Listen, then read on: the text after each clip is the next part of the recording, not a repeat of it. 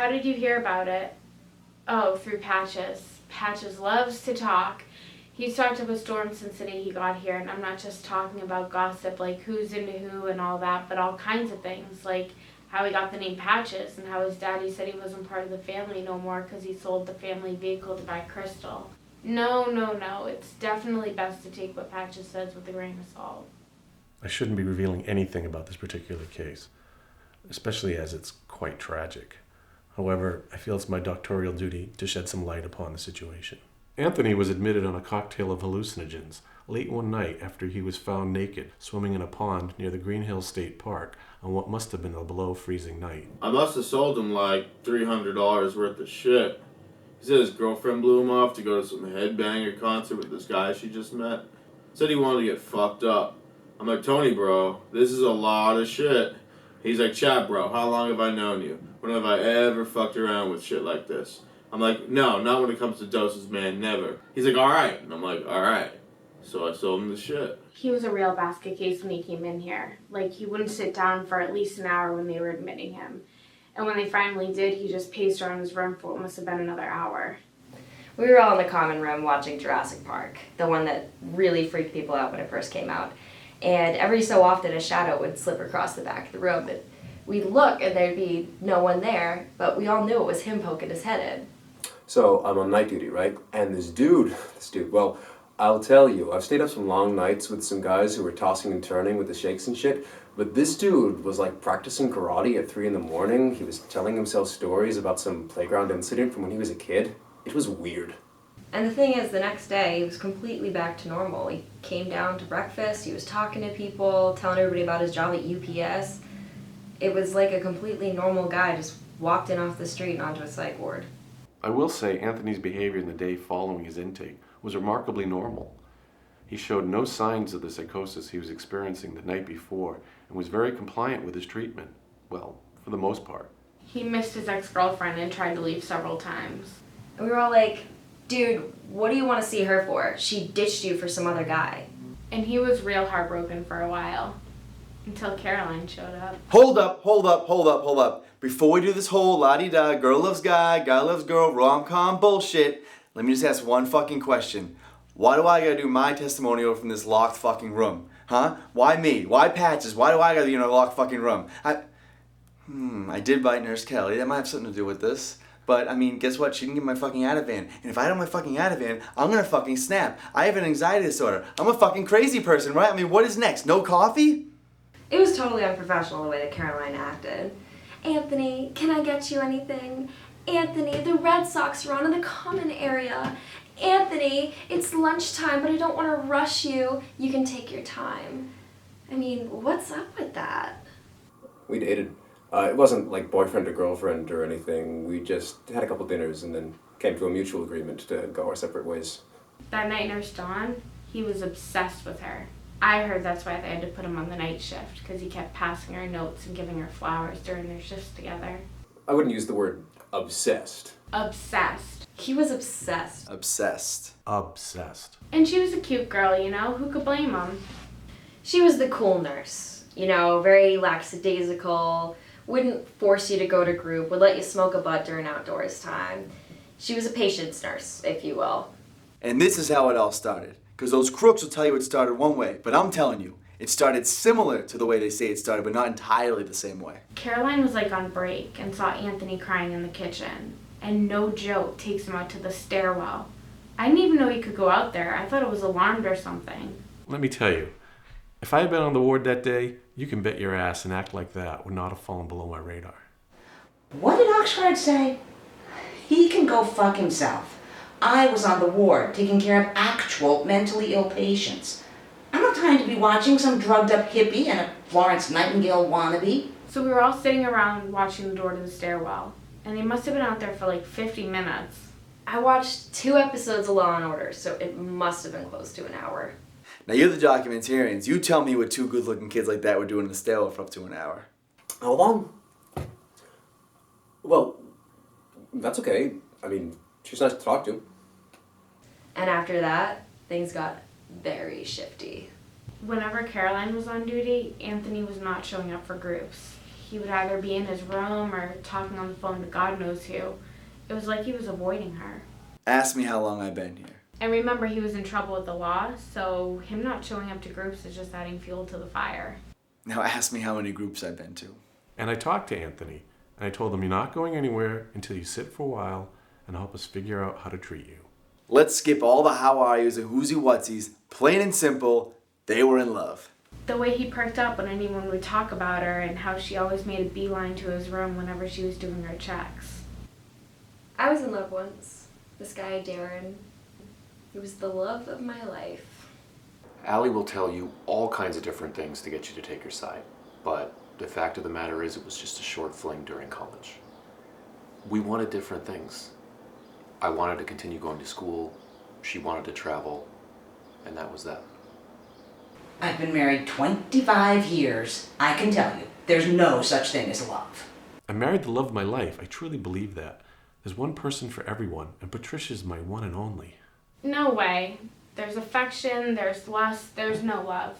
My last roommate had an uncle who told her he loved her. He put his hands on her breast and told her she was the prettiest thing he'd ever seen and that he'd like to take pictures of her. Was that love? And what are the chances you meet the love of your life on a psych ward? Right after your girlfriend breaks up with you seem pretty convenient. But we couldn't prove anything, so we just let sleeping dogs lie. And lie they did. Caroline started asking if she could do night shifts again, and at first, I gotta be honest, I felt kind of excited because I really liked spending time with her. But then she started asking if she could do checks instead of me, and can I watch the desk? That's when I knew something was up. There's only one way to achieve hidden fornication on Ward 5, and that's in the handicap bathroom next to the arts and crafts room. There's this one blind spot where the cameras can't see around the corner, and if one were so inclined, One might be able to get it on under the radar, if you know what I'm saying. Now these are just theories. As you can see, they keep me under a pretty tight lock and key, so I don't myself witness it. Nothing happened. I mean, she was only gone for like a half hour. You don't think... No. This is where I need to maintain an air of professionalism. I mean, we are talking about the deceased. It's still all too real. He was just here in this house, my baby, and he's gone because of some slut nurse. Anthony's mother has yet to deal with the tragedy. She's talking about suing the hospital for negligence. I want nothing to do with that. What I want is to properly grieve my son's death and move on. Maybe get involved with a charity. Trying to lash out, it's only going to make the situation worse. My son does not commit suicide without some questions getting asked afterwards. Miss Papadopoulos was obviously very shaken up, but what can you do when you have a patient fraternizing with someone else? A staff member nonetheless. You have to take action. And that meant kicking both their asses off the ward. No warnings, no second chances. See you later. Anthony was completely ruined. He figured he ended Caroline's career. I think that's part of the reason he did it. Yes, you can point to the obvious and say getting your girlfriend fired was a small part of the reason that Anthony took his life. But you have to remember, Anthony also had a history of drug addiction and severe depression, and these are all factors. Wait. They're talking about him killing himself, right? Right. Just like that Oswald guy shot JFK, or Kurt Cobain allegedly killed himself. Where's the body? Huh? Where's the body? You show me the body, I'll show you you're full of shit. A note! Oh, that settles it. I know. There was a note, guys. No doubt about it. He killed himself. Case closed. Let's all go home. So there wasn't any conclusive evidence. Okay. So what are you guys saying then? They went out, dug up some dead guy's body, put it in a car, and drove it off a cliff? Yes. That is exactly what I'm saying. You as a groundskeeper at any local cemetery, if every single body is accounted for, ask them. See what they say. You want me going around digging for unaccounted bodies at $19.50 an hour? So there was some doubt involved. So what? I mean, I guess it is kind of sweet though, the idea of leaving everything behind to be with your one true love. There was something oddly endearing about the Pube situation. Oh, right, the Pube situation. You didn't hear about that? Apparently at lunch one day, back when Anthony was pretending he wasn't totally head over heels in love with Caroline, she comes into lunch and she says, and I quote, Anthony, I found your wallet in one of your drawers. I put it on your nightstand in case you needed it. First of all, why are you going through his stuff? And why are you putting his wallet on the nightstand? It didn't make any sense. So Anthony waits a couple minutes and goes into his room, immediately comes back out, starts arguing with Caroline at the nurse's station. And Millie and I are watching this like, what is going on? So we snuck into Anthony's room while the two of them were arguing, and right there on the nightstand, sitting on his wallet, there was a pube. A pube. It was long too. It was like as long as a potato chip. After that, we were like, okay, these two are into some kinky shit. Excuse me? I heard what you said. Where the fuck is it? Where the fuck is it? Where the fuck is it? Where the fuck is it? Where the fuck is it? Where the fuck is it? Get the fuck off me! Get the fuck off of me! Fuck you! I think everyone had a little thing for Caroline. So between that and Caroline going missing, She hasn't gone missing. That term has been thrown around very loosely. She hasn't contacted her family in a few days. Doesn't mean anything. We don't think anything's happened to her. She's been out of touch before. I'm sure it's just Caroline being Caroline. I really miss her, you know? She was one of the sweetest people I've ever met. I don't know what I'd do if something happened to her. I think about them every now and then. Think about how most likely it's just a love story gone bad. One person goes and offs himself, the other feels bad, goes missing. Then other times I think maybe it's more than that.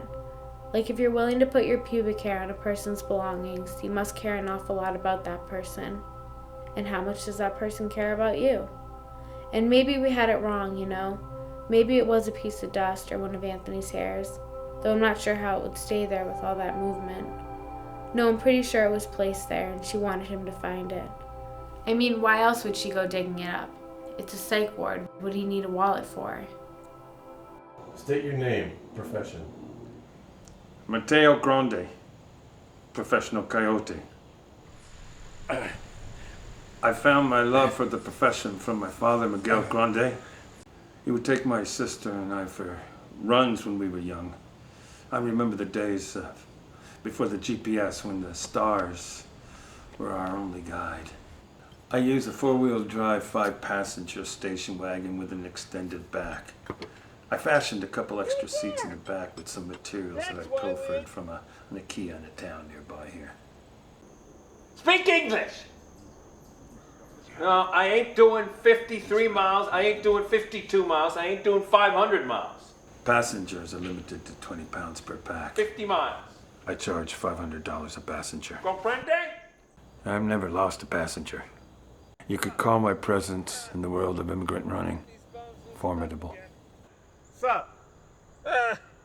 Trying to get these bones loosened up again. No cure for age, though. No cure for age, Raul.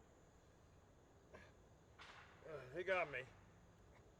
Them bugs. Have I ever smuggled anyone into Mexico? What would I do that for? Over 1,000 runs to this day, and never have I been posed with such a request. If they didn't offer to pay 3 times the asking price, I wouldn't even consider it.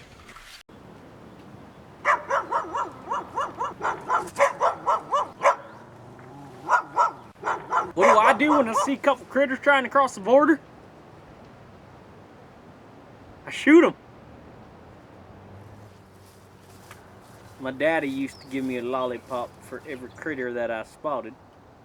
Needless to say, I have a lot of lollipops. Been on disability for about 6 months now. Bum knee. Slipped on some lube in the garage. Sit here on my porch with a full view of the border. One of the most vulnerable points of the border. You know, waiting for a couple critters to cross. Take them out. You know, pop, pop. 1, 2, just like that. Drop them. Wait for the police to get here to shovel them up.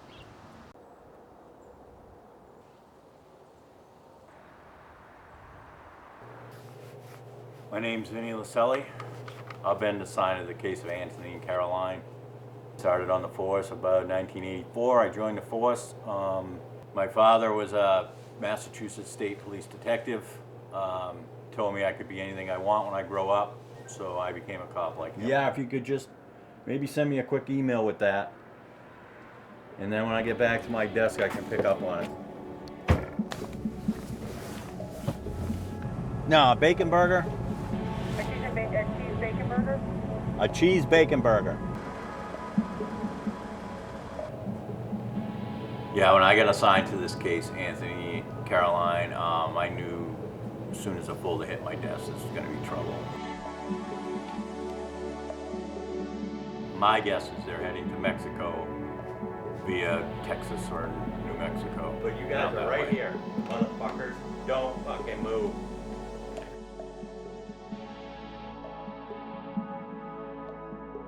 I'm being such a pussy. Me and Sheila got married in a church on the shore. Then we went to Florence, Italy for our honeymoon. She was my first true love. It just comes over me, that wave of uncertainty, remorse, all the things I've done, the things that I might do.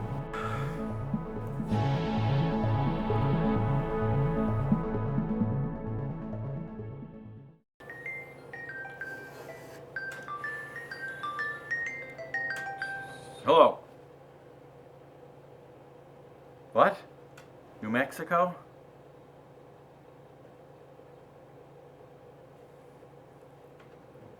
All right, I'll be down. Now, I know a lot of these critters like to cross the border at night. Lucky for me, I got my hands on a pair of these night vision goggles from the online. Now, they don't work so good in the daytime, but once night hits, nothing's getting past Bill Staples. What are we doing at this pharmacy? I got a tip. Someone saw a suspicious looking couple at the pharmacy. It matches the description that we put out on the Most Wanted website. I'm sitting here at the fucking Mexican border. There's not a perp in sight. I'm just gonna throw in the towel, and I should have fucking retired last year or 10 years ago for that matter.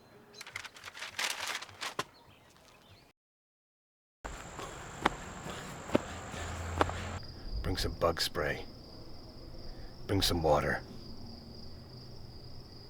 Yeah. Bring a sweater, it can get cold at night. I'm hoping this is my last one. I'm an old man now. And tomorrow, I pack up the old Jeep and we're out of here. No more.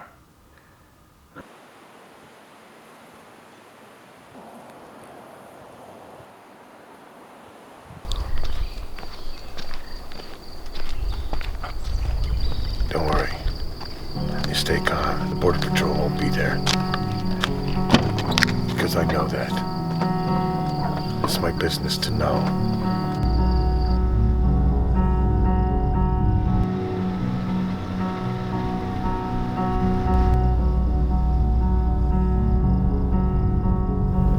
Get down.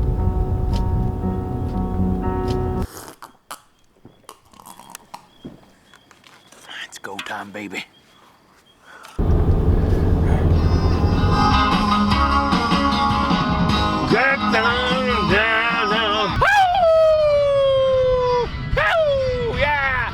You can't see me, but I can see you. Oh shit! Hold on now! Hold on! Hold on!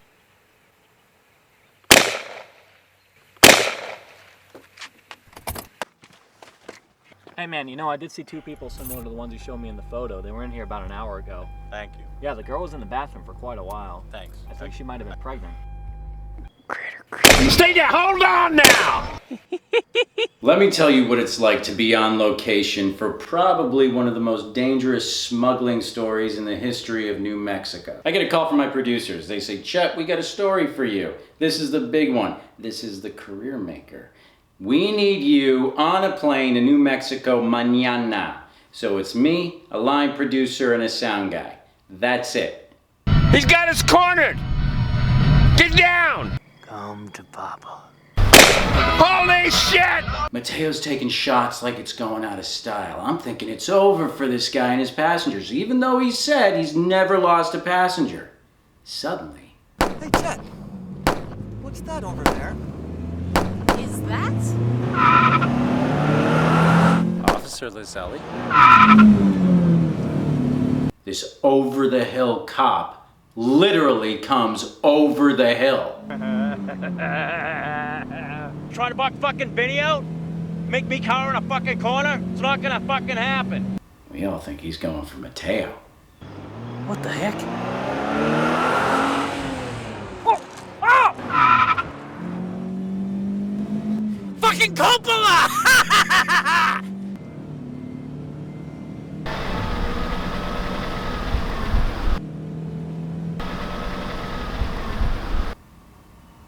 He lets him go.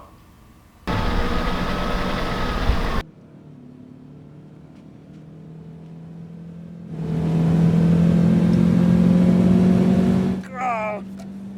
No. Oh! I paid $90 for these things! So, federal law doesn't allow us to cross the border at an unauthorized location. So, we made a deal to meet up with Mateo the next day to discuss the events that had passed. Long way from Las Cruces. I've been on longer journeys. So where'd you take him, Mateo? Huh? Acapulco, Cancun? You gotta tell us. I cannot say that per the terms of our agreement. I will say that after the extraction last night, I took them to an undisclosed location to meet my contact in Mexico. He took it from there. Well, surely you must have some idea of where he might have taken them? No, that was our agreement. Okay. Okay. You are not going to spill the dirt on Caroline and Anthony, that's fair. What about you? It's a tough life. You're being shot at, you're an outlaw. What's next for Mateo Grande? I'm moving to London to be with Greta Smith, a nice, young, voluptuous woman I met on Tinder. And this recent undertaking has given me the funds to make a life for myself and Greta in foggy London town. Well, that sounds like fun. Can we come with you? No. That's fair. To say that the story of Anthony and Caroline is over would be a giant misstep on my part. Yes, they did escape the asylum from where they were held. They traveled across the country and accrued enough funds for their trip down south. But with a continent at their fingertips, the passionate love that they share for each other, and the possibility of a baby on the way, well, one might say that their journey is just beginning. From In the Mix Productions, this is Chet Walker, signing off.